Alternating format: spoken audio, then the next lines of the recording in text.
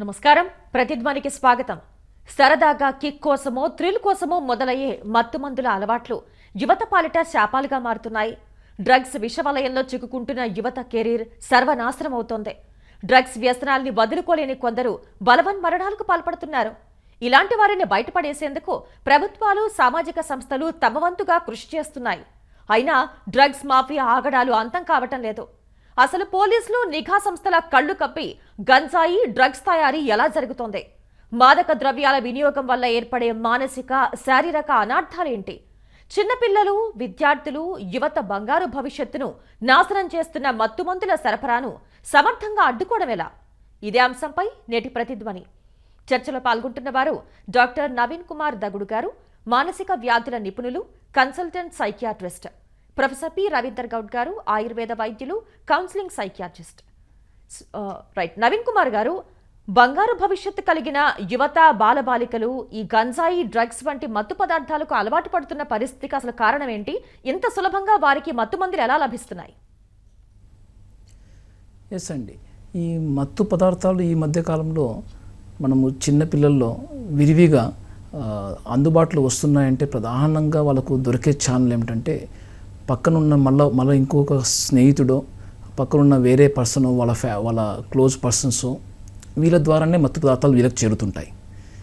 ఈ యంగ్ పిల్లల్లో దాదాపుగా ఈ మత్తు గాంజా, డ్రగ్స్, కొద్దిగా స్టిమ్యులెంట్ డ్రగ్స్, పార్టీ డ్రగ్స్ ఇలా పేర్లతోటి వీళ్ళు సోషలైజేషన్కి, లేదంటే కొన్ని ప్రాబ్లమ్స్ ఎస్కేప్ చేసుకోవడానికి, స్ట్రెస్ తగ్గించుకోవడానికో, లేకుంటే ఎంజాయ్మెంట్కు ఇది ఒక డ్రగ్స్ తీసుకుంటే ఒక రకంగా మన ఎంజాయ్మెంట్ని పూర్తిగా చేసుకోగలుగుతున్నాం, ఎంజాయ్మెంట్ అన్న విధంగా ఒక చిన్నగా స్టార్ట్ అవుతూ ఉంటుందండి. త్వరగా ఇది ఎంత సివియర్ డ్రగ్తో మీరు ఎంజాయ్మెంట్ చేయడం స్టార్ట్ చేస్తే అంత తొందరగా మీరు అడిక్షన్ బారిన పడడం కూడా స్టార్ట్ అవుతుంది. సో క్రమంగా వీళ్ళలో ఈ అడిక్షన్ పెరిగే కొద్దీ రోజు తీసుకోవాలి, లేకుంటే మళ్ళీ ఇంకొకసారి ఆ డ్రగ్ యొక్క ఎఫెక్ట్స్, ప్లెజర్ కానీ, రిలాక్స్ కానీ, అది మళ్ళీ ఇంకొకసారి ఎక్స్పీరియన్స్ కావాలన్న అదే ధ్యాసలో పడిపోవడం, దానివల్ల వీళ్ళ చదువుల పైన కానీ, వీళ్ళ వర్క్ పైన కానీ, లేకుంటే డబ్బు దాన్ని కొనడంలో తెచ్చుకొచ్చే సంబంధించిన కొన్ని ఎస్పెషల్లీ మనీ విషయంలో పేరెంట్స్ పైన ప్రెజర్ కానీ, కొన్ని ఇల్లీగల్ యాక్టివిటీస్ పైన ఇన్వాల్వ్ అయిపోవడం మనీ కోసం. సో ఈ రకంగా వాళ్ళ లైఫ్ ఆల్మోస్ట్ ఆల్ స్పాయిల్ అయిపోతుందండి. సో క్రమేపీగా వాళ్ళు ఒక రకంగా ఇంటి ఫ్యామిలీలో ఒక రకంగా సపరేట్ అయిపోవడము, ఫ్యామిలీ మెంబర్స్ వాళ్ళు కూడా ఎలా హ్యాండిల్ చేయాలో తెలియలేకపోవడం. సో ఆల్మోస్ట్ వీళ్ళ లైఫ్ ఒక రకంగా డ్రగ్స్ చుట్టూ తిరుగుతూ దాని కాంప్లికేషన్స్తో చుట్టూ సంక్లిష్టంగా మారిపోతుంది. ఇటువంటి స్థితిలో మనకు యూజువల్గా చూస్తుంటాం. సో ఇవి ఇంత త్వరగా ఈవెన్ మెట్రోపాలిటన్ సిటీస్ లాంటివి కాకుండా ఈవెన్ డిస్ట్రిక్ట్ హెడ్ క్వార్టర్స్లో కూడా డ్రగ్స్ ఈ మధ్య చాలా విరివిగా దొరకడం ఆందోళనకరంగా ఇదొక అంశం. Right sir. రవీంద్ర గౌడ్ గారు, ప్రపంచంలో ఉగ్రవాదం వల్ల మరణిస్తున్న వారి కంటే కూడా మత్తు మందుల వల్ల కన్నుమూస్తున్న వారే అధికమని అధ్యయనాలు చెప్తున్నాయి. ఈ మత్తు మందుల వినియోగం వల్ల తలెత్తే విపరీత మానసిక సమస్యల్ని ఎలా గుర్తించవచ్చు అంటారు? నమస్కారం అండి. ఈ మత్తుమందులు వాడే క్రమంలో ముఖ్యంగా మనం గుర్తించాల్సింది ఏంటంటే వాళ్ళ ప్రవర్తనలో మార్పు రావడం. వాళ్ళ రోజువారీ ప్రవర్తన ఒక్కసారిగా మారిపోయే అవకాశం, ప్రమాదం ఉంటాయి. సర్వసాధారణంగా ఈ మత్తుమందులని ఎట్లా తీసుకుంటారు, ఎందుకు తీసుకుంటారంటే ఒక ఎక్సైట్మెంట్ కోసం, ఒక మజా కోసం, ఒక ప్లెజర్ ఎక్స్పీరియన్స్ కోసం తీసుకుంటారు. అట్లాగే సర్వసాధారణంగా ఇంతకుముందు నవీన్ కుమార్ గారు చెప్పినట్టు సాధారణంగా వాళ్ళ చుట్టుపక్కల ఉన్న మిత్రులు కానీ, ఇతరత్ర తెలిసిన వాళ్ళు కానీ ఒక కొత్త లోకం, ఒక ఎంజాయ్మెంట్ కావాలంటే ఇది తీసుకోండి అని వాళ్ళకి పరిచయం చేస్తారు. ముఖ్యంగా డ్రగ్స్ విషయంలో ఉన్న సమస్య ఏంటంటేనండి, ఎక్కువసార్లు తీసుకోవాల్సిన అవసరం లేదండి. 1 లేదా 2 సార్లు తీసుకున్నారంటే వీళ్ళకి 3వ సారికి ఆ డ్రగ్స్ తీసుకోవాలనిపిస్తూ ఉంటుంది. ఇది చాలా ప్రమాదకరమైన అంశం. సర్వసాధారణంగా మనం చూసే స్మోకింగ్ కానీ, ఆల్కహాల్ కానీ, వీటిల్లో ఏంటంటే అడిక్షన్ ఫామ్ కావడానికి ఎక్కువ కాలం పడుతుంది. కానీ డ్రగ్స్ విషయంలో మల్టిపుల్ టైమ్స్ తీసుకోవాల్సిన అవసరం లేదండి. 1 లేదా 2 సార్లు తీసుకున్నారంటే 3వ సారి వీళ్ళే కోరుకుంటారు. 4వ సారి, 5వ సారి, 6వ సారికి వచ్చేసరికి వీళ్ళు ఆ మందు కోసం, ఆ మందు కొనడానికి అవసరమైన డబ్బు కోసం వీళ్ళు ఏ పనైనా చేయడానికి సిద్ధపడే పరిస్థితి వస్తుంది. సో డ్రగ్స్ విషయంలో ఏంటంటే అతి త్వరగా డ్రగ్స్కి బానిసలు అవ్వడానికి అవకాశం ఉంది, ఆ ప్రమాదం ఉంది. ఇంకోటి, ఈ డ్రగ్స్ అనేది ఒకప్పుడు మనకు ఒక కొత్త పదం, తెలియని విషయం. వెస్ట్రన్ వరల్డ్లో అలా అవుతుంది అని చెప్పేసి అనుకునేవాళ్ళం. కానీ ఇప్పుడు డ్రగ్స్ కానీ డబ్బు కోసం ఎంతకైనా తెగించి ఈజీ మనీ కోసం ఈ డ్రగ్స్ని సమాజంలో అందరికీ పరిచయం చేస్తూ అందరూ అడిక్ట్ అయ్యేలాగా చేస్తున్న పరిస్థితి కనిపిస్తున్నది మనకు. ముఖ్యంగా డ్రగ్స్ని ఈ స్కూల్ గోయింగ్ పిల్లలు కానీ, అడాలసెన్స్ అంటాం కదా, 16 టీనేజ్ అంటాం జనరల్గా, ఈ టీనేజ్ పిల్లలు ఈ డ్రగ్స్ తీసుకోవడానికి త్వరగా అలవాటు పడే ప్రమాదం ఎక్కువ. ఎందుకంటే ఈ వయసులో వాళ్ళకు రైట్ రాంగ్ అనేది తెలియదు, ఏది చేయాలో చేయకూడదో తెలియదు, దానికి సంబంధించిన ప్రమాదాల గురించి తెలియదు. వాళ్ళకు తెలిసిందల్లా ఒకటే, ఎక్సైట్మెంట్, ఫన్, మజా వస్తుంది అని మిత్రుడు ఏదైతే చెప్తున్నాడో దాన్ని నేను కూడా ఒకసారి చూస్తా అని ఒక్కసారి 2 సార్లు వెళ్ళడం వల్ల 3వ సారి ఈజీగా అలవాటు పడే అవకాశం ఉంటుంది. ఇంకోటి ఏంటంటే ఇప్పుడు డ్రగ్స్ అంటే అదేదో ఎక్కడో ఎలాగో ఉంటుంది అని అనుకునే పరిస్థితులు దాటిపోయినాయి. ఇప్పుడు స్కూల్ పక్కనే చాక్లెట్ల రూపంగా, సమోసాల రూపంగా, ఈటబుల్స్ రూపంగా కూడా ఈ డ్రగ్స్ని అందరికీ ఈజీ యాక్సెసిబుల్ చేసేసారు. దాంతో చాలామంది పిల్లలు వాళ్లకు తెలియకుండానే ఈ డ్రగ్స్ని తీసుకోవడం, ఆ తర్వాత అవే ఐటమ్స్ని మళ్ళీ తీసుకునే ప్రయత్నం చేయడం, ఆ తర్వాత వాళ్ళకు తెలియకుండానే డ్రగ్స్ బారిన పడడం జరుగుతున్నది. కాబట్టి ఇక్కడ డ్రగ్స్కి సంబంధించి ఈ ఈజీ యాక్సెస్ అనేది కూడా చాలా ప్రమాదకరంగా మారిపోయింది, ముఖ్యంగా schools and college going children విషయంలో. డ్రగ్స్ విషయంలో ఎర్లియర్ ఇంటర్వెన్షన్ అనేది ఎప్పుడైనా అవసరం. ఎర్లియర్ ఏజ్లోనే వీళ్ళు అడిక్ట్ అవుతూ ఉంటారు. అట్లాగే ఈ డ్రగ్స్ అడిక్షన్ లేదా డ్రగ్స్కి అలవాటు పడిపోయిన మరుక్షణం గుర్తించి త్వరగా అడిక్ట్ చేయడం అనేది ఇక్కడ డ్రగ్స్కి సంబంధించిన కిట్కు అనమాట. చాలా త్వరగా మనం ఇంటర్వెన్షన్ చేయాలి. ఓకే, నవీన్ కుమార్ గారు, సాంప్రదాయ మత్తు పదార్థాలతో పాటు సింథటిక్స్ డ్రగ్స్ తయారీ, అలాగే సరఫరా, వాటి విక్రయాలు పెరగడానికి కారణం ఏంటి? అసలు లోపం ఎక్కడుంది? ఎస్ అండి, ఈ మధ్యకాలంలో మామూలు న్యాచురల్ డ్రగ్స్తో పాటు, న్యాచురల్ డ్రగ్స్ అంటే మనము ప్లాంట్ బేస్గా, అంటే మనకు న్యాచురల్గా దొరికే ప్లాంట్ అనిమల్స్తో దొరికే డ్రగ్స్ని న్యాచురల్ డ్రగ్స్ అంటాము. లైక్ కెనాబిస్ అంటే గాంజా, ఓపియం ఇలాంటివి. ఇదే మనకు సింథటిక్ డ్రగ్స్ ఏంటంటే ఇది ఫార్మస్యూటికల్ ల్యాబ్స్లో కానీ ఒక హ్యూమన్ ల్యాబ్స్లో తయారు చేసే ఒక న్యాచురల్ డ్రగ్స్కు సమానంగా ఎఫెక్ట్ వచ్చే విధంగా తయారు చేసే ఇటువంటి డ్రగ్స్, దీన్ని సింథటిక్ డ్రగ్స్ అంటాం. ఇవి కొన్నిసార్లు ఇవి కొద్ది మోర్ దెన్ న్యాచురల్ డ్రగ్స్ కన్నా కొద్ది పవర్ఫుల్ కూడా ఉండొచ్చు. లైక్ ఇప్పుడు సింథటిక్ ఓపియాయిడ్స్ గురించి చెప్పాలంటే ఫెంటానిల్ కానీ, సింథటిక్ స్టిమ్యులెంట్స్ కానీ, లైక్ MDMA, దాన్ని ఎక్స్టసీ అంటాం, కాస్త కొందరిలో అయితే ఇది ఎక్స్ అంటాం. సో ఇటువంటి డ్రగ్స్, సింథటిక్ స్టిమ్యులెంట్స్, సింథటిక్ కెనాబినాయిడ్స్, తర్వాత పార్టీ డ్రగ్స్, హాలుసినోజెనిక్ డ్రగ్స్, ఇలాంటి డ్రగ్స్ కొన్నిసార్లు వాటికన్నా ఎక్కువ పొటెన్సీ ఉండడం వల్ల హై అఫినిటీ, మన బ్రెయిన్లో అతుక్కునే స్వభావము ఆ డ్రగ్కి న్యాచురల్ డ్రగ్ కన్నా కొద్దిగా 3 నుంచి 30 రెట్లు 100 రెట్లు కూడా ఎక్కువ ఉండొచ్చు. ఎంత ఎక్కువగా పవర్ఫుల్ ఉంటే అంత ఎక్కువగా మనం అడిక్షన్ బారిన పడతాం. మరీ ముఖ్యంగా 1-2 సార్లు ఇందాక చెప్పినట్టు 1-2 సార్లు కొన్నిసార్లు తీసుకున్న సరికల్లా బాడీ ఈ సింథటిక్ డ్రగ్స్కి దాదాపుగా ఇంకొకసారి కావాలి. అంటే పెయిన్ కోసం తీసుకున్న డ్రగ్ ఏందనుకోండి ఓపియాయిడ్స్, సో మళ్ళీ ఇంకొకసారి ఓపియాయిడ్ తీసుకోవాలన్న కోరికతో పాటు బాడీ పెయిన్ని జనరేట్ చేస్తుంది. అంటే పెయిన్ కూడా ఒక సిగ్నల్ లాగా ఇండికేట్ ఇస్తుంది వాళ్ళ క్రేవింగ్ కోసం. సో ఈ రకంగా సింథటిక్ డ్రగ్స్ తోటి వచ్చే ఎఫెక్ట్స్, హార్మ్ఫుల్ ఎఫెక్ట్స్ ఫిజికల్గా, సైకలాజికల్గా, సోషల్గా చాలా సివియర్గా ఉంటాయి. ఫిజికల్గా చెప్పాలంటే అడిక్షన్ ఒకటే కాక ఈవెన్ వాళ్ళు హార్ట్ రిలేటెడ్ ఇష్యూస్తో కానీ, లివర్ రిలేటెడ్ ఇష్యూస్తో కానీ, కిడ్నీ రిలేటెడ్ ఇష్యూస్తో కానీ ఆ డోస్ ఎక్కువ కావడం వల్ల, దాని యొక్క ఎఫెక్ట్స్ ఎక్కువగా ఉండడం వల్ల వీటిపైన ఎక్కువ దుష్ప్రభావం ఉంటాయి. ఇవి దుష్ప్రభావాలు సైకలాజికల్గా కూడా వీళ్ళు అడిక్షన్తో పాటు ఎక్కువ తీసుకోవాలన్న కోరిక ఎక్కువ ఉండడము, మరీ ముఖ్యంగా వీళ్ళలో వర్క్ అంటే అకాడమికల్గా యంగ్ పిల్లలు అయితే చదువు విషయంలో కానీ లేకుంటే పని విషయంలో కానీ బాగా డిటరేషన్ వచ్చేస్తుంటుంది.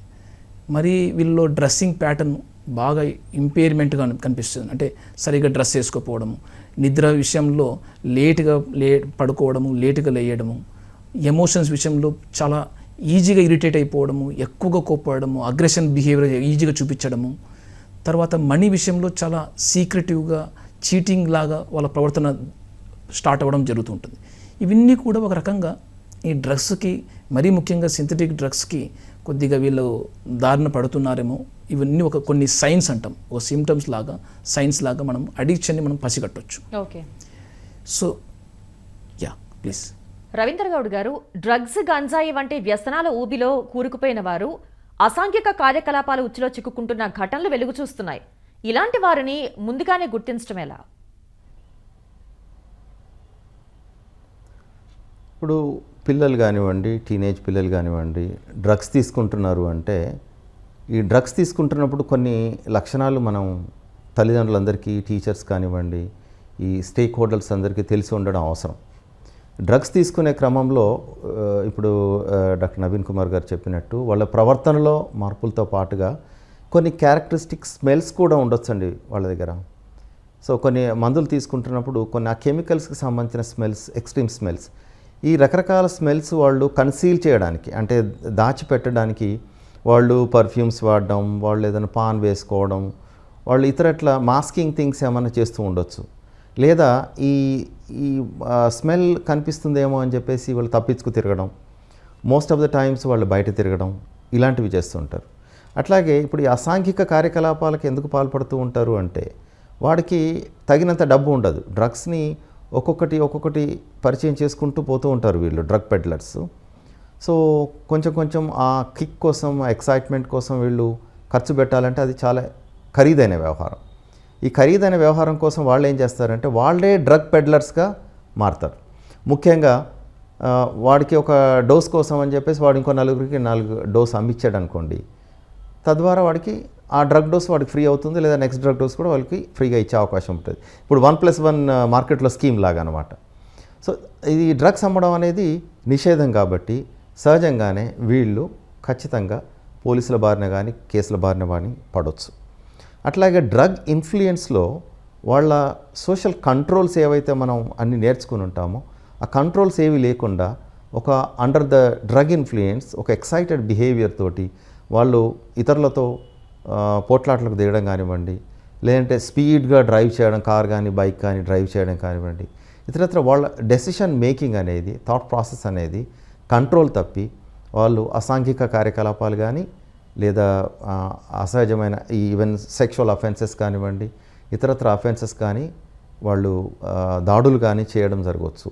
తద్వారా వీళ్ళు ఖచ్చితంగా పోలీస్ కేసు కానివ్వండి, లేదా ఇతరులతో పోట్లాటల్లో కానీ ఇన్వాల్వ్ అవుతూ ఉండొచ్చు.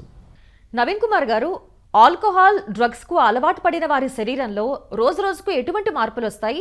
ఈ వ్యసనాల బారిన పడిన వారి కుటుంబ సభ్యుల మానసిక ఆరోగ్యం మీద ఎలాంటి ప్రతికూల ప్రభావం పడుతుంది?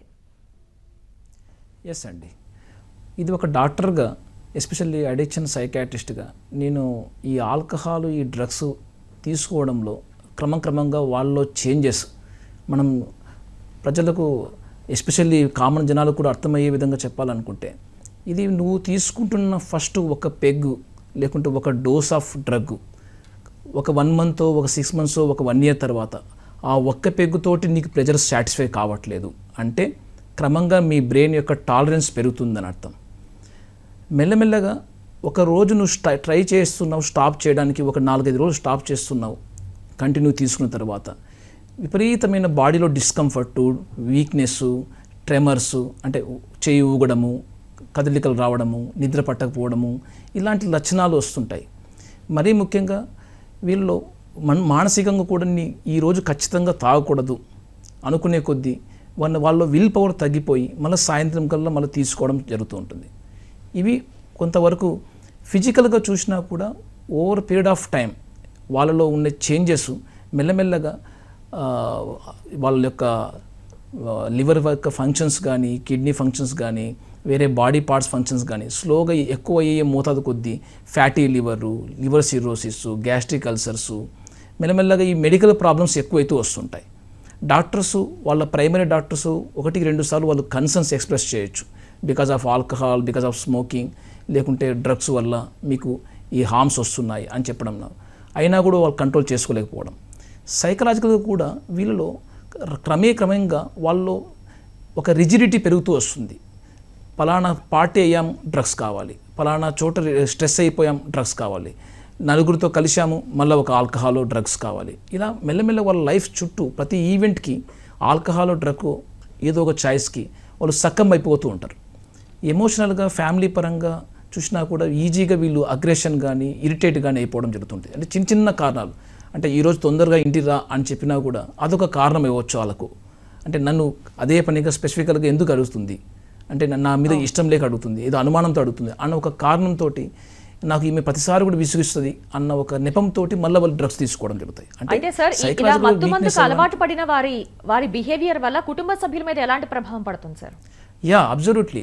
ఈవెన్ ఫ్యామిలీ మెంబర్స్ కూడా వీళ్ళని ఎలా హ్యాండిల్ చేయాలో తెలియక వీళ్ళు ఒక రకంగా ఒక ఐసోలేట్ అయిపోతారు. అంటే వీళ్ళు బౌండరీస్, అంటే ఒక ఫాదర్ ఉన్నానుకో, ఫాదర్ ఆల్కహాల్ డ్రగ్ లేకుంటే బ్రదర్ ఒక ఆల్కహాల్ డ్రగ్ అడిక్ట్ అయినప్పుడు వీళ్ళకున్న ఒక internal boundaries with in the ఫ్యామిలీలో వాళ్ళ రోల్ రెస్పాన్సిబుల్ చేయలేకపోవడం వల్ల వీళ్ళు ఎక్కువగా ఓవర్ స్ట్రెయిన్ కావడము, వీళ్ళని ఒప్పించే ప్రాసెస్లో ఎమోషనల్గా చాలా ఆర్గ్యుమెంట్ జరిగిపోవడము.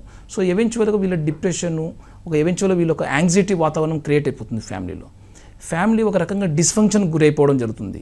సో ఒక వ్యక్తి యొక్క సమస్య వల్ల ఇంకొక వ్యక్తి మానసికంగా అలసిపోవడము, డిప్రెషన్, యాంగ్జైటీ గురి కావడము, ఇవన్నీ కామన్ చూస్తుంటాం. ఓకే. సో వీటి వల్ల ఇండైరెక్ట్గా ఫ్యామిలీ సిస్టమ్ పైన వాళ్ళ ఎఫెక్ట్ పడుతూ ఉంటుంది.